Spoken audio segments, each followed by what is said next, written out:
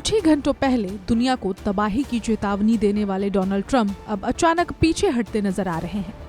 क्या ये रणनीति है या फिर कूटनीति की नई शुरुआत? अमेरिका के राष्ट्रपति डोनाल्ड ट्रंप ने ईरान पर संभावित हमलों को फिलहाल 2 हफ्तों के लिए टाल दिया है, यानी युद्ध के बीच एक अस्थायी विराम फिर से लागू हुआ है। एक छोटी सी खिड़की जहां से शांति की उम्मीद झांकती दिखाई दे रही है। लेकिन जो सबसे बड़ा घटनाक्रम है वो है कि ईरान ने स्ट्रेट ऑफ हॉर्मुज को दोबारा खोलने पर सहमति जता दी है। ये वही समुद्री रास्ता है जहां से दुनिया का करीब 20% तेल गुजरता है। अगर यहाँ रुकावट आती है तो उसका असर सीधे वैश्विक बाजारों और अर्थव्यवस्था पर पड़ता है। ट्रंप ने ये घोषणा अपने सोशल मीडिया प्लेटफॉर्म पर की है। उन्होंने बताया है कि अमेरिका ने एक सीज फायर का प्रस्ताव स्वीकार कर लिया है, जिसे पाकिस्तान की मध्यस्थता में तैयार किया गया है। अभी कुछ दिनों पहले ही आपको याद होगा कि पाकिस्तान ने ऐसी ही एक और मध्यस्थता की कोशिश की थी जो कि फेल्ड हो गई थी। इस बार डोनाल्ड ट्रंप खुद कह रहे हैं कि पाकिस्तान द्वारा कराई मध्यस्थता पर वो स्वीकार कर रहे हैं। इस पूरी प्रक्रिया में चीन की भूमिका भी अहम बताई जा रही है, जिसने ईरान पर दबाव डालकर लचीलापन दिखाने को कहा है। लेकिन डील क्या है?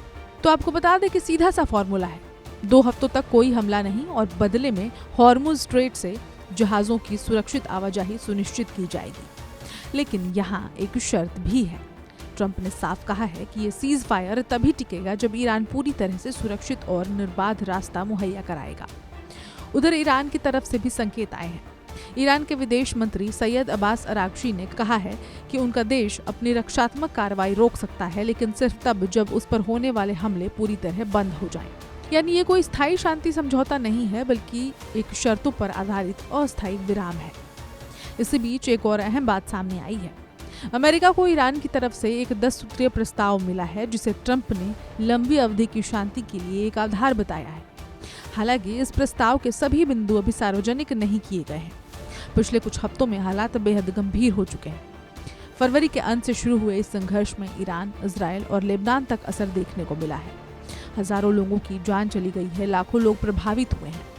सीज फायर के ठीक पहले ट्रंप ने चेतावनी दी थी कि अगर समझौता नहीं हुआ तो पूरी सभ्यता खत्म हो सकती है।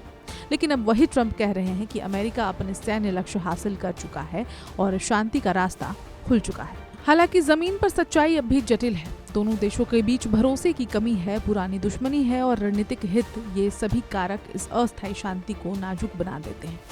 तो क्या ये सच में शांति की शुरुआत है या सिर्फ तूफान से पहले की एक छोटी सी खामोशी?